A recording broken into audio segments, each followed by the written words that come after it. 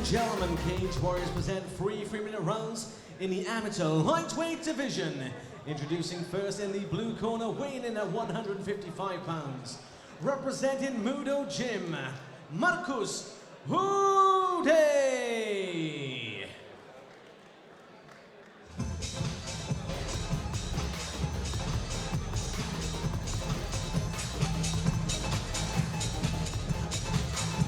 And his opponent in the red corner, weighing in at 155 pounds, representing Tsunami Norfolk, Pell.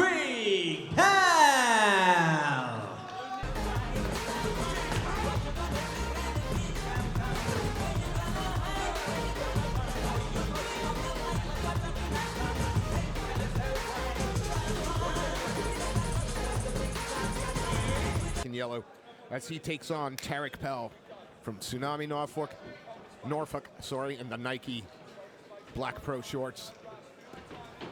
Strong leg kick to start. Yeah.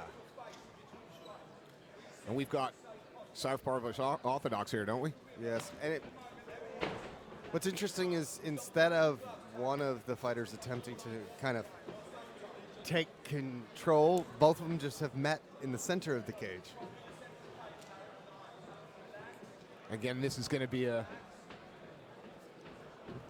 bit of a striking chess game. You get that feeling that they're just feeling each other out, looking to see what their opponent is offers. And also to see, distance-wise, what's going to slip through, what can I land. They both parried out a couple just simple leg kicks and jabs to just kind of establish a bit of distance. Front kick up the middle. Big looping right hand there.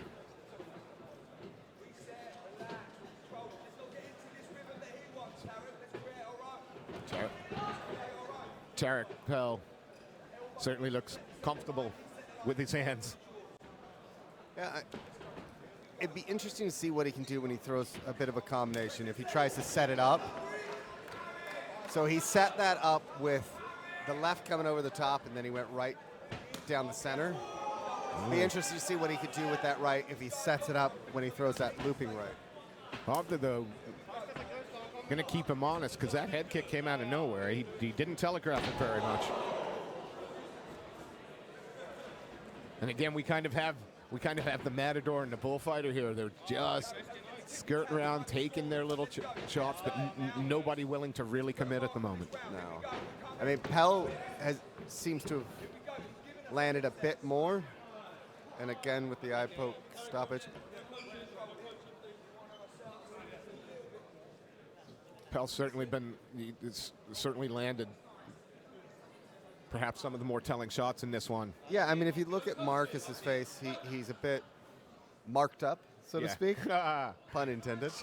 Yeah, he's wearing around so far. Yeah. One of the things, though, as well as Pell, is when that head kick got blocked, he threw that spinning kick right afterwards. So it's almost like 1 for 1, which keeps you honest. Well, and again, so kind of reaching with that one, though, it seemed. Yeah, but it's good because he does have really long legs, so he's able to establish a bit of distance if he does it. Because if he knows he was just on the end of that punch, if he was a little bit closer when that punch was thrown. Pell, a lovely knee up the middle, relentless. And then takes the center of the cage again. Marcus showed some good hips when that single leg was up in the air, and he was smart because he pushed it and realized that those things are going to come from no angle at all. And it only takes one. Yep. Touch of gloves. Round 2. And if you notice, Pell's wearing it a bit underneath his left eye, and that could be from one of those kicks because one did get through. It didn't land flush, but it did get through. Pell in the black Nike compression shorts. Marcus Hovde, the Mudo Gym prospect, fighting in the gray, trimmed with black and gold. And again, throws that front kick up from inside. Yeah, there's no tell to it. Now he could be using it just as a teep to kind of gauge the distance or to keep Pell honest, but either way, if it does land. Yeah, he certainly seems very, very, It seems like his kicking game is very easy and natural for him. It comes out of nowhere. He does get good power on it, but he telegraphs nothing.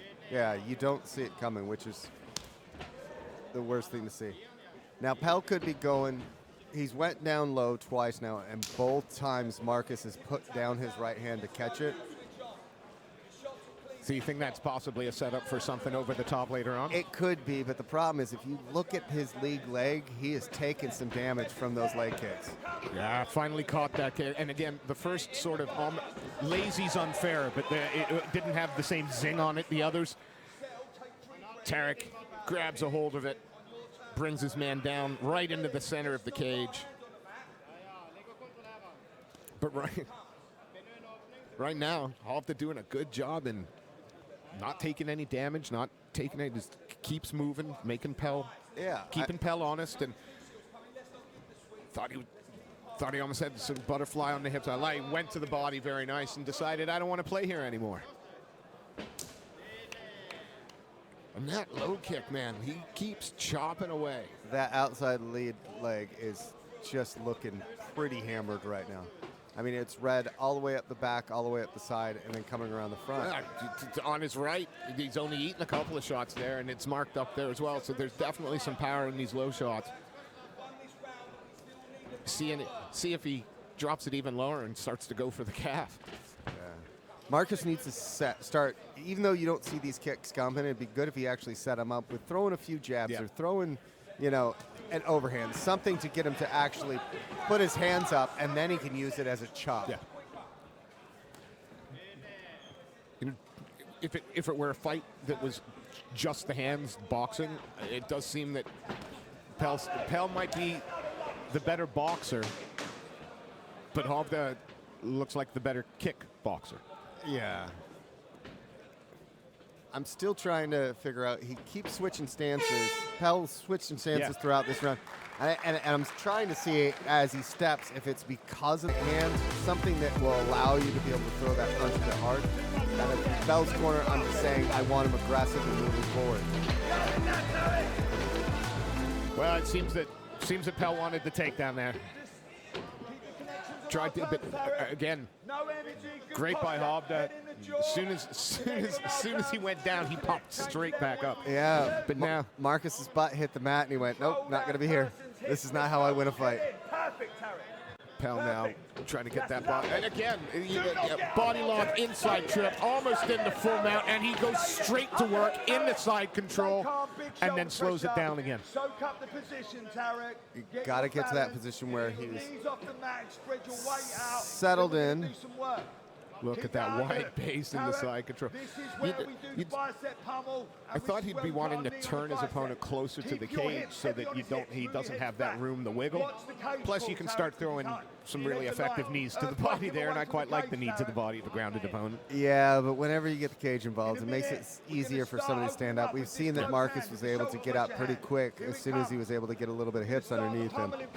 And if you notice, Tarek's listening to what his coach is saying and reacting to it. So he's not out there on an island. He's actually listening and being coachable.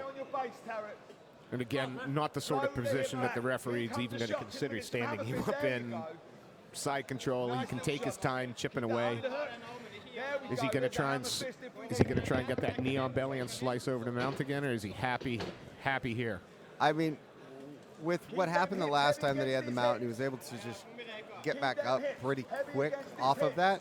I'm thinking that because he's settled in here, he's riding cross-body, he's not too far north-south, he's got the control that he needs, able to land some punches. Yeah, he can chip away slowly but surely. And of course, it does mean that Hovde is entirely on defense at the moment. Yeah, I mean, it's tough. Whereas Hovde, he wants to do one or two things. He's got to get that underhook to be able to get out the back door. His arm's currently trapped because he's trying to hold the head down so he can't posture up. And if he looks to get back to guard, then he's got to sit inside and give him the opportunity to be able to throw punches like that. Yeah, he chips away, very patient. The Tsunami Norfolk fighter is... Oh, he looked to try and go knee on belly and slide over, but... Hammer fist. Big hammer fist. Referee's seen enough. Man turned, he turned away, he turned into it.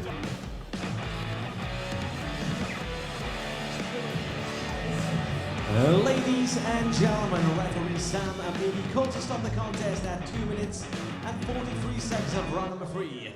For your winner by TKO, Tariq Pell.